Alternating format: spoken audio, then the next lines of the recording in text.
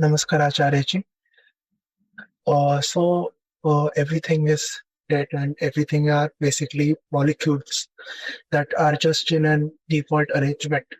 So, can we say that Prakriti has induced us into a falseness that there are these biological senses and these compulsions that we have of our emotions. So, does observing these emotions and observing these compulsions and avoiding them, does that is that a first way to move towards being truly alive?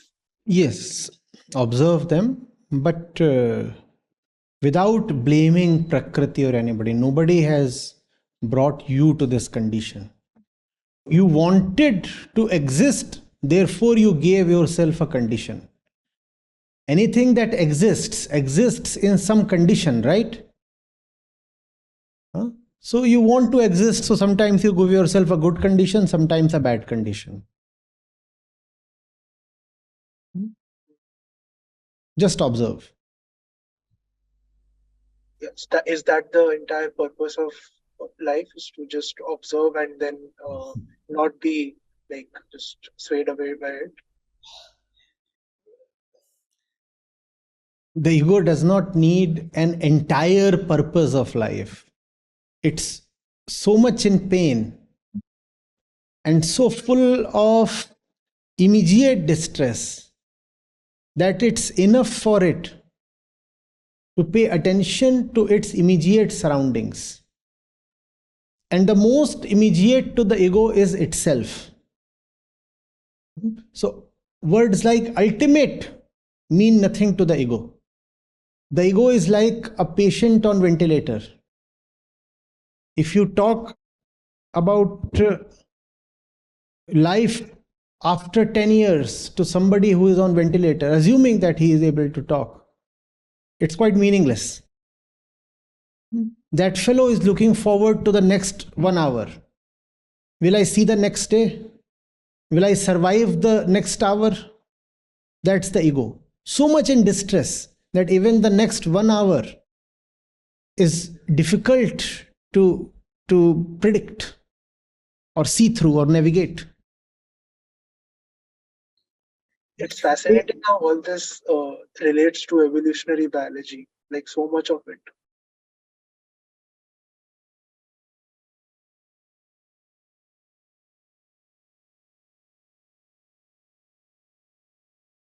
You cannot appreciate Sankhya Yoga if you do not appreciate evolution.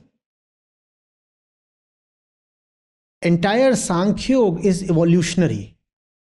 But unfortunately, so much of religion has been about creation, not evolution. Religion says man came through a process of creation. And who was the creator? Some god. Now, the fact is, in Sankhya Yoga, there is really no place for any god. You call it one of the Astik Darshans. But in reality, in the darshan itself, there is no god. There is no god in Sankhya. And there can be no god in Sankhya because Sankhya is continuously about evolution. Evolution. If things are evolving, how can there be a creator? If one thing evolves into another thing, show me where is the creator then? When you say creation, you mean there is somebody who just made this thing into what it is. But the fact is that the thing did not become what it is in one go, in one stroke. It has continuously been evolving. So that's the great contribution of Sankhya Yoga. And that's also what Yoga borrows from Sankhya. That's also what Vedanta owes to Sankhya. That's also what Buddhism owes to Sankhya. The thing that entire existence is a flow. Everything is a process. Everything is ever changing. That's Sankhya. And the very common tripartite division of Prakriti into Sat, Raj, and Tam. Today we take that as commonplace, but all that comes from Sankhya. So, yes, that's the reason why I continuously say evolutionary biology is so important. When I say evolutionary biology is important, actually what I'm saying is Sankhya Yoga is important. But if I just say Sankhya Yoga, this generation might not appreciate that. So I say evolutionary biology.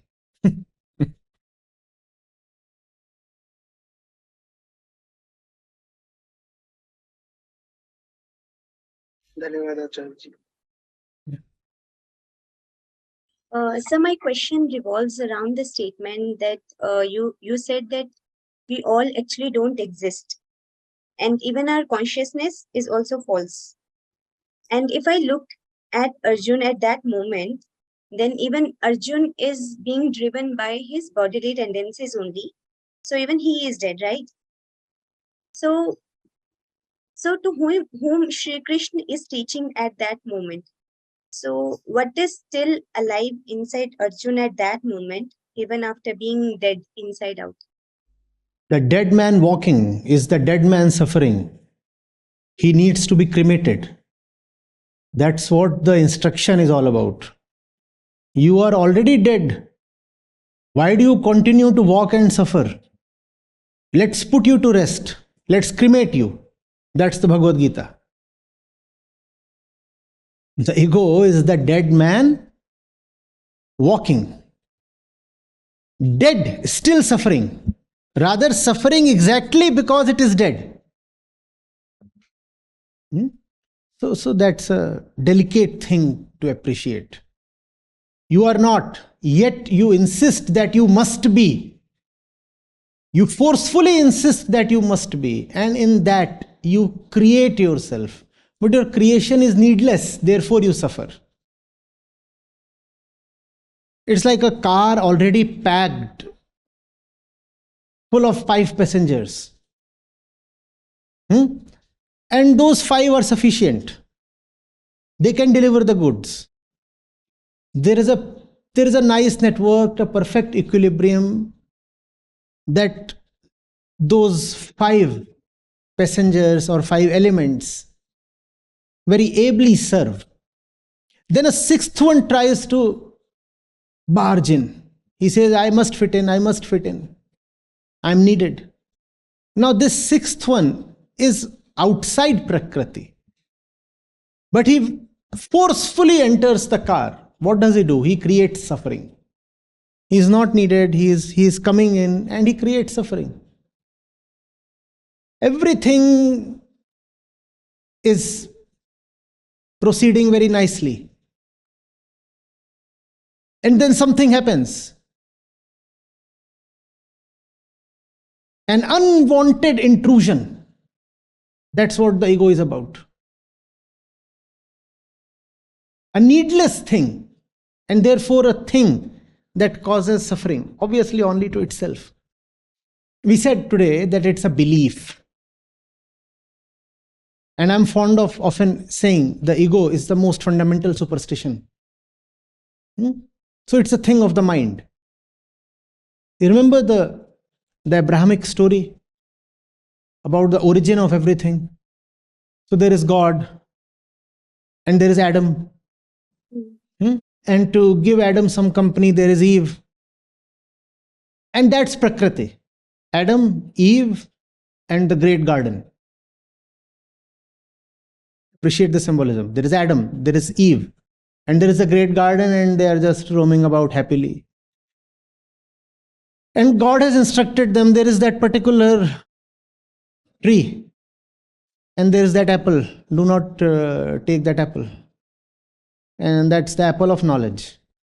And then this mischievous snake comes and says, there's a special apple that God is probably reserving for himself and you must have. So it was needless. Needless knowledge is ego, and it results in suffering. That which you need not know, but in a spell of mischief, you start knowing. That's ego. What is that needless knowledge? Belief. Useless knowledge. Needless knowledge. Just superstition. Something that you should have never believed in. But now you have taken it in.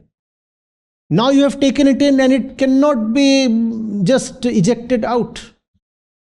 So God says, now that the two of you have done this, all right, go to earth and breed kids, and the entire humanity will proceed from there.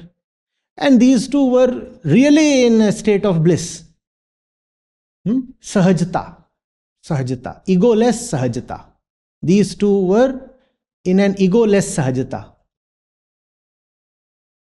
It is said that the moment they ate the apple, they became conscious of the I, which is called self-consciousness.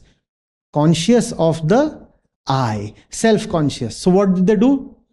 They covered their genitals. They became ashamed. Conscious of the I. Because the I sprung up. There was no I. That false belief gave them the I. So they became self-conscious. So they covered their body parts. They covered their body parts. And then God banished them from the garden of bliss. He said, you go now. You go out. You have defiled your own Prakritic purity. You have violated my instruction. There was no need. You go. So, needless. Everything is all right. Everything is already all right. And the ego comes and says, no, something extra is needed. The ego is the fifth person in the car. Somebody extra who is not needed at all. The ego is a kind of overpopulation. Tonight itself I have we can publish a mini book of the number of definitions we have accorded the ego. Yes. So, sir, what we call as consciousness is also a part of my ego itself. What you call as consciousness is just material reactivity. When you say you are conscious of something, you are just reacting to that thing. It's like we said, iron being conscious of the magnet. Just as iron experiences the magnet, similarly we experience the world in very, very predictable and pattern-based ways. There is no real wisdom or realization in that. And the test of that is, iron cannot not react to the magnet.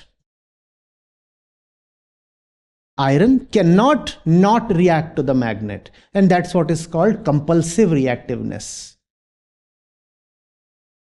Man cannot not react to the abuses. Woman cannot not react to the man. That's a compulsive magnet and iron relationship. There is no real life in that. Spirituality is about bringing life by putting the dead to death.